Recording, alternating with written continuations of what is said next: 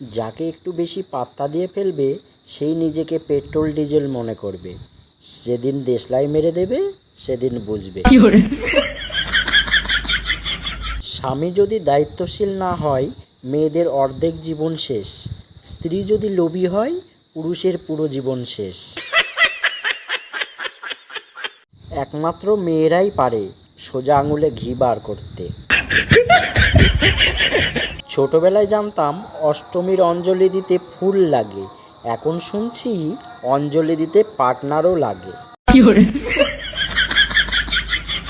বন্ধু বান্ধবী দিয়ে কি হয় যদি একটা ভালো মেয়ে খুঁজে দিতে না পারে? রাতে বিদ্যুৎ নিয়ে ছিনিমিনি খেলবেন না, হাত পাখা দিয়ে বাতাস করার মানুষ নাই। কবি বলেছেন, একটা মেয়ের ঠোঁটে যে পুষ্টি থাকে তা অন্য 10টা ফলেও থাকে না।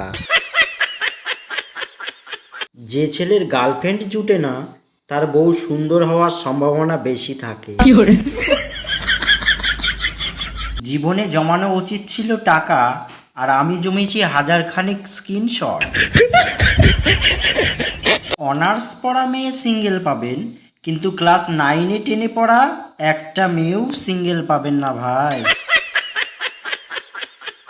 প্রেম সবার জীবনে আসে, আমার জীবনেও এসেছিল, কিন্তু আমি সেই দিন বাড়িতে ছিলাম না। ডিভোর্সে চূড়ান্ত সিদ্ধান্ত, স্বামী স্ত্রী দুজনেই ছেলেকে চায়। বিচারক বললেন ছেলের সিদ্ধান্তই চূড়ান্ত সিদ্ধান্ত। ছেলে বলল আমি বান্ধবীর বাড়ি থাকব।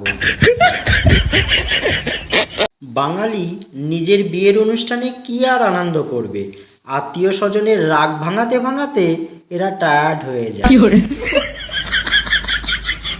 পৃথিবীর শ্রেষ্ঠ জুটি হচ্ছে আমি আর আমার মোবাইল। ঝগড়া তো দূরের কথা, এক মুহূর্তের জন্যে কোনোদিন হাতছাড়া হয়নি। দেরিতে বিয়ে করে আজ পর্যন্ত কেউ মরেনি, কিন্তু ভুল মানুষকে বিয়ে করে অনেকেই মরে গেছে। সামনে বিয়ে করব, কোন গাছের খাট বানালে ভালো হবে বলবেন প্লিজ। সাধারণত বাসে মেয়েরা দাঁড়িয়ে যেতে পারে না, কিন্তু পিকনিকের বাসে নাচতে নাচতে কিভাবে যায়? আমার প্রিয় ইউটিউব পরিবারের সদস্য সবাইকে জানাই বাংলা হাসি ভাণ্ডারের পক্ষ থেকে অসংখ্য ধন্যবাদ। সকলে ভালো থাকবেন, সুস্থ থাকবেন, আর জোকসগুলো শুনে কেমন লাগলো কমেন্ট করে জানাবেন। আর চ্যানেলটিকে প্লিজ সাপোর্ট করে যাবেন। যারা এখনও পর্যন্ত সাবস্ক্রাইব করেননি প্লিজ সাবস্ক্রাইব করে দেবেন। আজকে এই পর্যন্ত রাখছি, ধন্যবাদ সবাইকে।